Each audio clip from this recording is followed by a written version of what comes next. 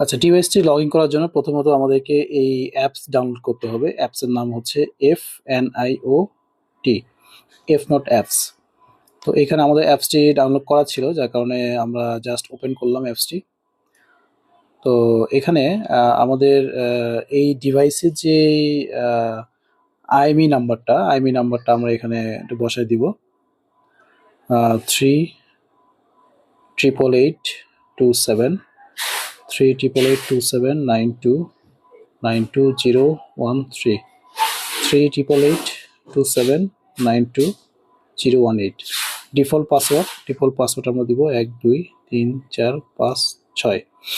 এটা দেওয়ার পরে আমরা কি করব, ডিভাইসটি লগ ইন করবো।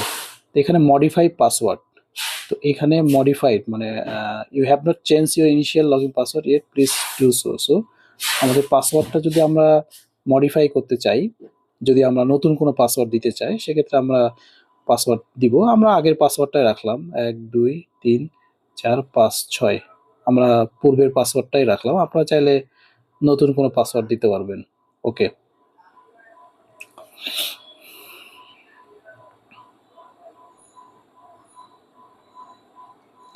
তো এখানে আমাদের ডিভাইসটি করার পরে, মডিফাই পাসওয়ার্ড করার পরে আবার আগের অবস্থায় চলে আসছে। আমরা এখন লগ ইনে ক্লিক করব। লগ ইনে ক্লিক করলে আমাদের ডিভাইসটি লগ ইন হয়ে গেছে। তো এখানে আমাদের ইমেল ভেরিফিকেশন চাচ্ছে, তো আমরা ইমেলটি পরেও আমরা ভেরিফিকেশন করতে পারবো। আপাতত আমরা ক্যান্সেলে দিয়ে দিই, এখানে ক্লিক করি।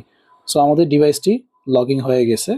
আমাদের এখানে অনেকগুলো অপারেশন রেকর্ড, অনেকগুলো অপশন আছে, অনেকগুলো অপশন এখানে পাবেন। এই যে ইমেলটা, আমাদের এখান থেকে ইমেল অ্যাড্রেস দিয়ে একটা কোড যাবে, এখানে কোড দিলে ইমেলটা ভেরিফিকেশন হয়ে যাবে।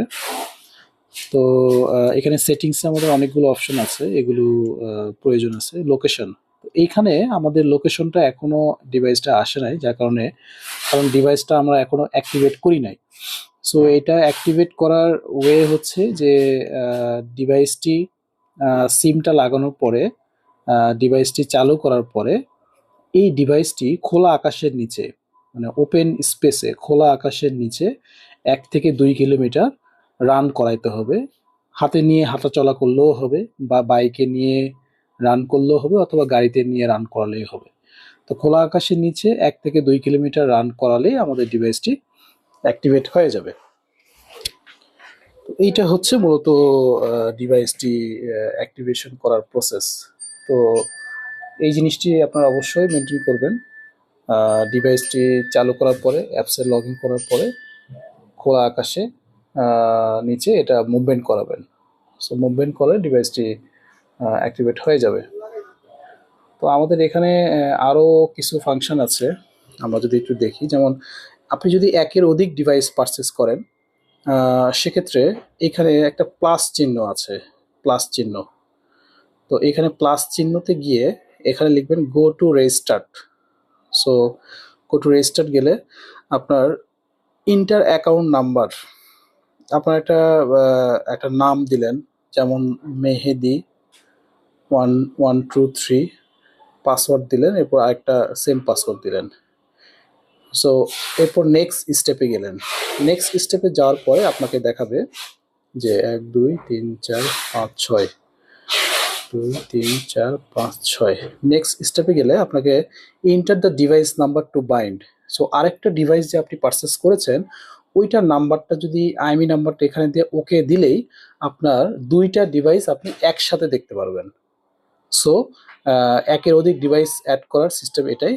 তো যখন আপনি অ্যাকাউন্টটা ক্রিয়েট করবেন, এবং তখন আপনি যখন নেক্সট টাইমে যখন আপনি লগ ইন করবেন, তখন ওই যে অ্যাকাউন্ট যেটা দিয়ে ক্রিয়েট করছেন, মেহেদি 1 2 3, ওইটা ইউজার আইডি দিবেন এবং পাসওয়ার্ড দিবেন 1 থেকে 6 দিয়ে এটাকে লগ ইন করতে হবে। যেমন আমি একটা যদি নতুন একটা অ্যাকাউন্ট ক্রিয়েট করে থাকি, যেমন আমি একটা অ্যাকাউন্ট ক্রিয়েট করছি 1 2 3, এই অ্যাকাউন্টটা আমি ক্রিয়েট করছি, রেজিস্টার করছি, এবং পাসওয়ার্ড আমি 1 2 3 4 পাসওয়ার্ড দিয়েছি, তখন আমি এটাকে লগ ইন করতে পারবো। সো এই অ্যাকাউন্টে আমি লগ ইন করতে পারবো। সো এটা হচ্ছে বিষয়, এইভাবে ইয়েগুলো করতে হয়। সো এটাই ইয়ে ছিল। এবং যে কোনো বিষয় আমাদেরকে হোয়াটসঅ্যাপে টেক্সট করলে আমরা সেটার সমাধান দিব আর কি।